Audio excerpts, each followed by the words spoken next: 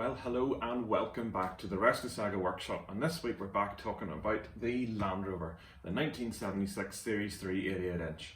And this week we're doing a full update on the rolling restoration of it. In recent times we've done the rear axle and suspension rebuild, we've done the front axle, we've made some modifications. So I think it's time to take a step back and look at the project as a whole, talk about what we've done and the plans coming up in the very near future. So without any further ado, let's get stuck into the Land Rover.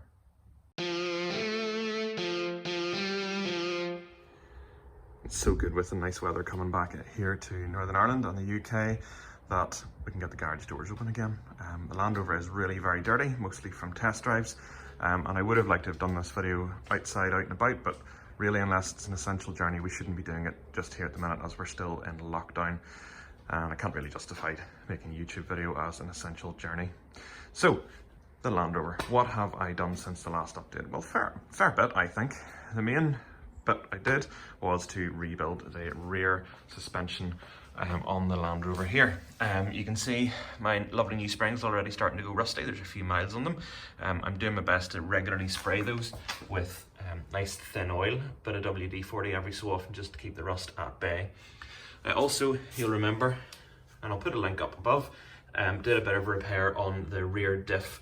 It was starting to leak through, there were some pinholes, so I patched that over with some JB Weld, and that seems to be holding very nicely indeed.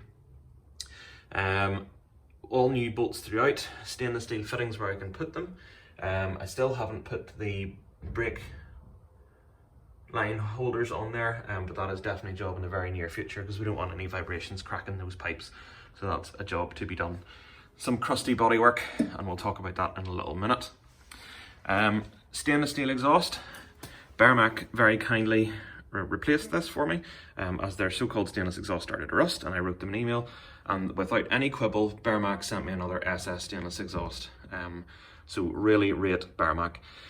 Talking about exhaust, I'd really like to put polyurethane rubbers in here and stainless hanger kit just to take corrosion completely out of the issue there. So moving on to the front then, I've just finished a full, I think it was 5 or 6 part series on rebuilding the front suspension. It's probably not just as shiny as it was. Again, some rust coming through in those springs, which is a little bit disappointing, but it's a vehicle that gets used, and the best way to keep springs working is to use them. Again, going to spray some light oil in those just to keep them well lubricated. But everything is working really, really well. No leaks from the front swivels as well, and those military rubber gaiters seem to be doing their job protecting the chrome swivel balls. Those are done on both sides there, so really pleased with the result of that. Hard to beat going with the rubber. There is a bit of discussion regarding putting the leather gaiters. Ooh, just walked backwards into my bicycle. There was a bit of discussion putting leather gaiters on the front. The reason being, I like the fact that the rubber gaiter and the spring retainer, or sorry, the seal retainer were all in one unit, and if they're good enough, they're military, they'll probably survive all right here. Land Rover is extremely dirty, so it really does need a wash, but it also looks pretty cool when it's dirty. Other modifications made then, ferry freewheeling hubs. Now, these seem to have caused a bit of controversy. I made a fitting video to help out those who maybe struggle with how to fit them. I couldn't find one, so I had to dredge up some old instructions off the internet, but apart from this minor little weep of oil, which I'm going to just change the O-ring and I think that'll cure it, they've been trouble-free.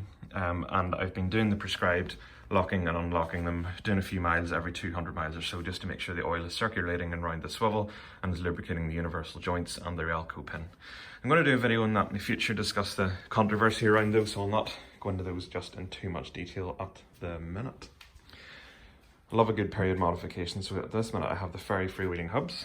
And if you take the camera inside, hopefully it's not so dark. There is the ferry overdrive. I rebuilt that myself. Didn't really make a YouTube video at the time because I wasn't making regular YouTube videos, and that's unfortunate, but that rebuilt it myself on the bench. Very simple thing to do. Got all the bearings off eBay and really bought the unit, £150, and it was seized. And I rebuilt it for about £100 worth of new bearings and seals, and it's done really well.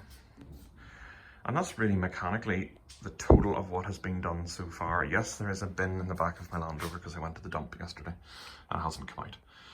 Other things that have been done, fitted a bench seat. I have a wife and now 2 children. One that's nearly 3 and he likes that seat with his baby seat on, and there's some melted chocolate as a representative of that. And I just got a 6-week-old baby at the time of this video. So bench seat is for Mrs. Resto Saga. And I'm probably going to put another one on the other side whenever the children are old enough to sit on a side-facing bench seat with a lap belt, which in my view is going to take some time. And that's what brings me into the inside. What I would like is to remove the cubby box and put a center seat in here, so that I can put a child seat and a baby seat in the front. The nice thing about putting the front is you have 3-pointed seat belt on the outside seats, but I'm going to have to work out how to put a 3-pointed belt on the inside here.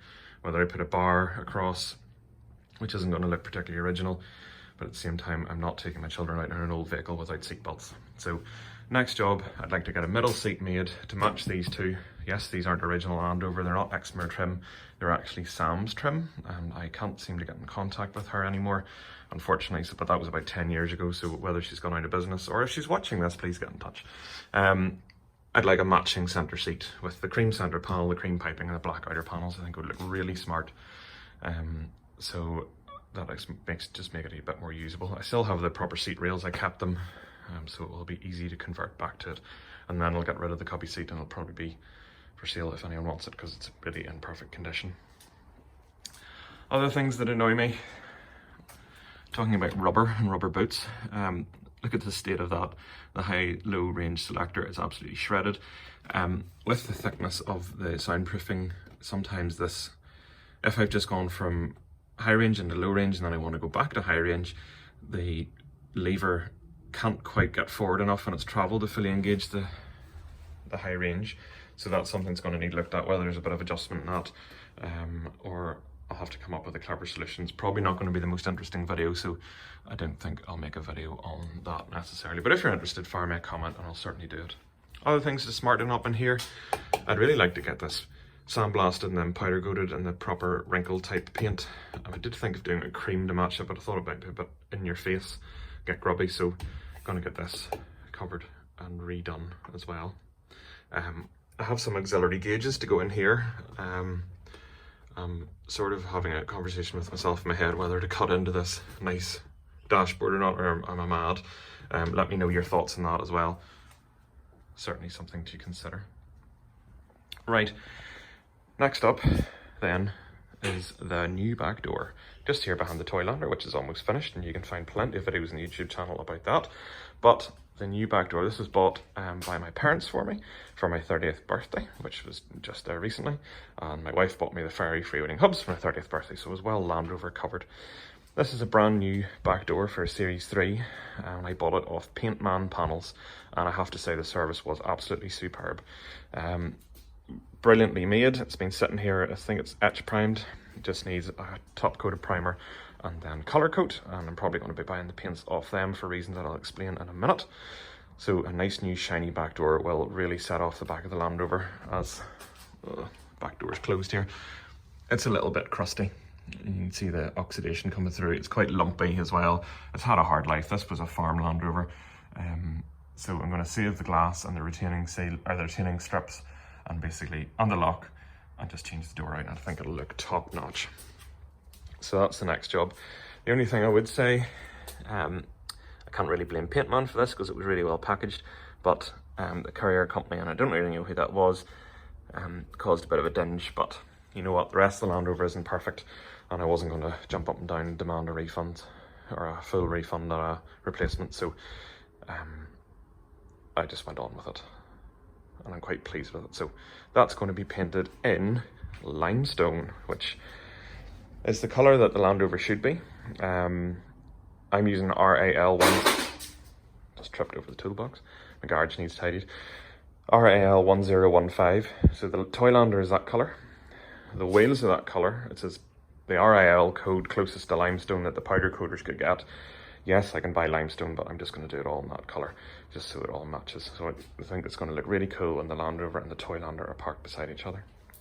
So the door is going to be the first panel repainted, and that leads on nicely to repainting the whole of the Land Rover. Now, the first time I restored this, I manually stripped every single panel on this with paint stripper and wire wool. I think it was about the time of the royal wedding, and it was a beautiful summer, so I did lots of work outside, got plenty of sunburn, but I really don't want to have to do that again. So I'm hoping to have a chat with Paintman to see if I can just scrub all this down and paint over the top of it. If not, well, I'll just have to get on and get it stripped. It's not a huge job. I won't do necessarily every panel. Like the bulkhead isn't going to need stripped because it's all covered in matting and dashboard, so I'm not really too worried about that. But doors, door tops, rear tub is going to need some repair. I talked about this probably about a year ago, but if you look under here, the floor is nasty. It's not actually supported by anything at the minute. Those cross struts have popped out, so I'd like to replace the floor, which is quite expensive, about £200 delivered for a new floor, a correct floor that's going to fit.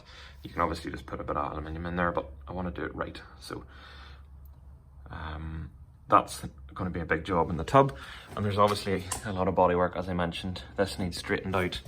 There's little holes here, which will need patched in from behind. My nice new sills that I put on have managed to detach themselves from their little brackets in there, which is a bit odd. I don't know whether they're riveted or just get new ones, because I'm not sure they're that expensive. Bonnet front panel has, you can't really see from the outside actually, but it's gone where they all go and right along the bottom, so I'm going to need to chop the bottom couple of inches off that and weld in new. Am I going to make the Land Rover Concours? No. I don't think it would really be possible without a lot of heartache. And if it was absolutely perfect, then I'd probably be pained to use it. So it's not. It's just going to be tidy, but I want it to be the right colour again. I was only 18 when I painted it black and silver, and now that I feel I've matured a little bit, I want it back to the original. A lot of people seem to like the black, but I think it's time for the change to go back to what it should be. Other modifications I'm hoping to make in the short term: put all the lights to LED. I'm fed up with these cheap, I don't know where they're made, but I'm forever blowing bulbs or bad connections, so I just want sealed LED units that'll still look correct, but give you a bit more visibility on the road and a bit more reliability. And the other mechanical thing that's definitely going to need looked into is in here, the gearbox. Popping out a second gear and overrun, it's really not that much of an inconvenience, but I like the Land Rover to be as good mechanical shape as it can be, so that's definitely going to need looked into. So it's probably looking down the barrel of a gearbox rebuild, but that will maybe attempt that myself. There seems to be a couple of guys on here who've done it. Steam Wally, but he seems to be a much better engineer than I ever can claim to be. So I don't know whether to attempt that myself or not, but Jeffrey Crooker is another one who made or rebuilt his own gearbox, but again, he seems to know what he's talking about, whereas I'm just a willing amateur. Check out those guys' channels as well, because they do top-notch work, and I follow them and do what they tell me. So there you go. So there you have it, a bit of a roundup of everything that's been done on the Land Rover to date, and this rolling restoration is what I'm calling it now, and what's coming in the future. We're going to be looking down the barrel of a full repaint of the Land Rover. How I'm going to do that is up for discussion, and I'm really keen for your feedback, whether to spray it, roll it, brush paint it, use aerosols, which is what I did the first time, believe it or not. So your feedback, very much appreciated on that. Gearbox rebuild as well, that's going to be coming in the future. New lighting all around. So there's plenty to keep you entertained here in the channel, and plenty to keep me entertained as well, and broke, because it's all going to cost some money. So please hit the like button down below, subscribe as well. That's the best way to keep you up to date with everything that's going on here, plus all the other projects that I do here in the Rescue Saga workshop. You can follow me over on Instagram. I'm doing my best to keep the updates quite different over there, plus on Facebook as well, and a little bit on Twitter, just to keep everything a little bit interesting as well. So thank you very much for watching, and I'll catch you again next week. Cheerio now.